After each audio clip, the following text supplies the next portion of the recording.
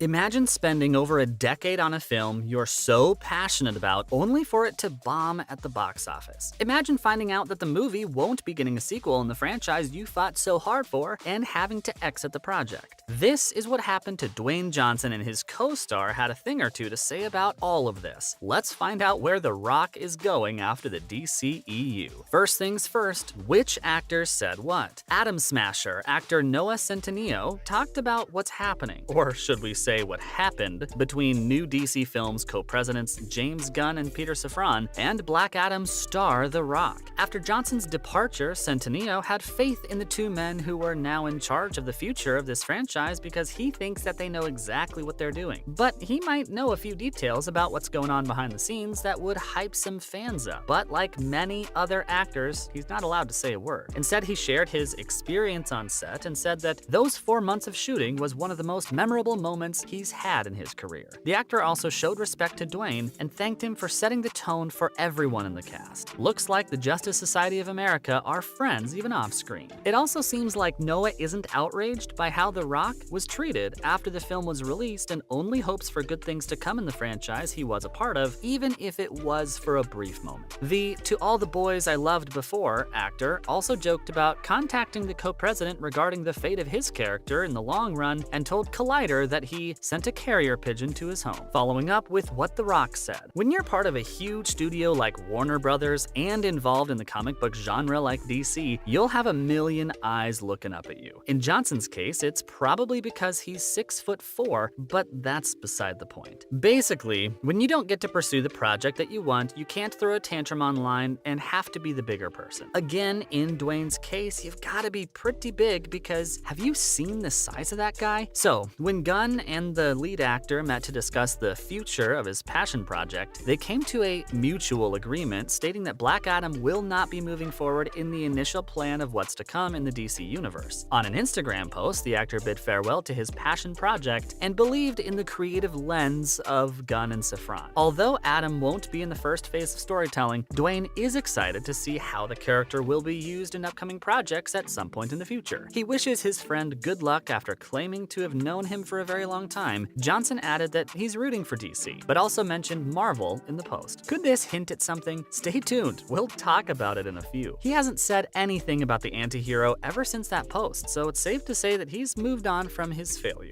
Let's talk about the movie's performance. Black Adam proved to be a commercial failure after it hardly cracked its budget. It made around $391 million with a budget of $190 million, but this is without considering the marketing and reshoots after a test screening that received a lot of negative reviews. Fans weren't sure what to make of the movie because, for starters, The Rock promised a genre-defining film that has been in development since MySpace was still a thing. Also, looking at the other DC films like The Suicide Squad, Man of Steel, and Aquaman, Black Adam had to be something that would blow everyone away. In the end, people felt like it was just a simple popcorn blockbuster with nothing special. A lot of elements in the movie felt like they were ripped off of Thor, with the adapting to a modernized world and getting to know about Earth's culture, so it never felt like Johnson had something special planned in the first place. This is kinda sad to say out loud, if we're being honest, because he's been very excited about this project and promised a one-of-a-kind film that would change the hierarchy of power in the DCEU forever. Well, Dwayne, it definitely changed the hierarchy of the DCEU to some extent, it's just that you're not on top either. When Centineo talked about his experience with the movie, he failed to mention how the cast and crew tried their best to be optimistic about it doing badly at the box office. Coming up, how was Black Adam a failure? We told you how it hardly made a little over its high budget, right? Well, Johnson stayed hopeful and told fans that they're aiming for a $50 million profit and that the film would make up to $400 million.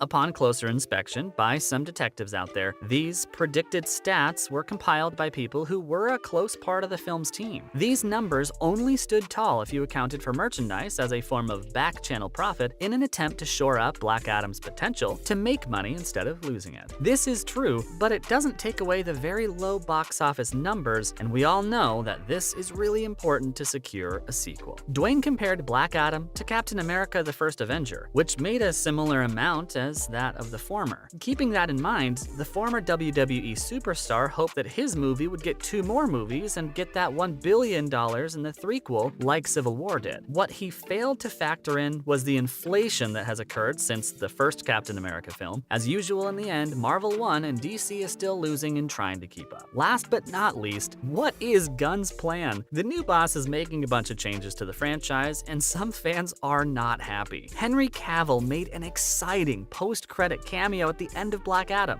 which didn't mean anything for the future of either character. This is because Henry was removed from his role since James is planning an iteration of the character as a young journalist. This was a similar case with Ben Affleck as Batman, but that happened long before the Guardians of the Galaxy director stepped in to lead things. Patty Jenkins exited Wonder Woman 3 as the director due to creative differences, and Aquaman and the Lost Kingdom will be the last time Jason Momoa gets to hold that trident. Seriously, what is Gunn trying to do? The co-presidents aim for a filmmaker-driven franchise where creative freedom is common for every project. According to some sources, Gunn is aiming for a Superman film where they focus on his life at the Daily Planet. The Suicide Squad is probably getting a sequel because, duh, James directed, so obviously he'll want another part. The Flash will surprisingly be released later this year, and apart from this and Blue Beetle, the fate of every character is very uncertain at this point. It looks like the DCEU wants a blank slate without wanting a blank slate. What we do know is that The Rock and Centineo can kiss their gorgeous suits goodbye. Why don't we look at which franchise Johnson can go to after his DC departure? Moving on to the possible franchises Dwayne can go to. First up, is The Rock settling with Disney? What's one studio that guarantees you a big fat paycheck and a successful blockbuster that will get you featured in other films? Disney, of course. This Mickey Mouse powerhouse has so many different franchises that appeal to fans everywhere. It's as if a celebrity feels like a kid picking out their favorite candy at Walmart. Marvel is expanding wider than ever, giving room to a bunch of actors to portray some of the best heroes of the genre. The X-Men are yet to make an appearance, and it opens doors to many characters Johnson could audition for. Someone could do a voice acting role and still make it big in the industry. Just look at Vin Diesel and Bradley Cooper. Fans are saying that James Gunn humiliated The Rock, so finding sanctuary in this money-thriving studio could help save his reputation. But after a certain Instagram post, a lot of people are assuming Johnson already has his eyes set on a different galaxy far, far away. Coming up, Dwayne's Instagram post. Earlier this year, the Jumanji actor uploaded a video on his Instagram account as one of his motivational posts he does every now and then. The video was of him sorting out a bunch of papers laid in front of him with John Williams' symphony, The Force Is With You, playing in the background. He ended it with the infamous people's eyebrow, and a lot of us were sad that we didn't get the boom sound effect to go with it. The caption read, "Me attempting to use the Force to get all my work done." Fans skyrocketed so high they were applying for jobs as a stormtrooper at the Death Star. Could the actor finally be moving to the Lucasfilms verse? Lastly, the possibility to move to Star Wars. The Mandoverse is always expanding along with the MCU, but this is taking place in the small screen of Disney+.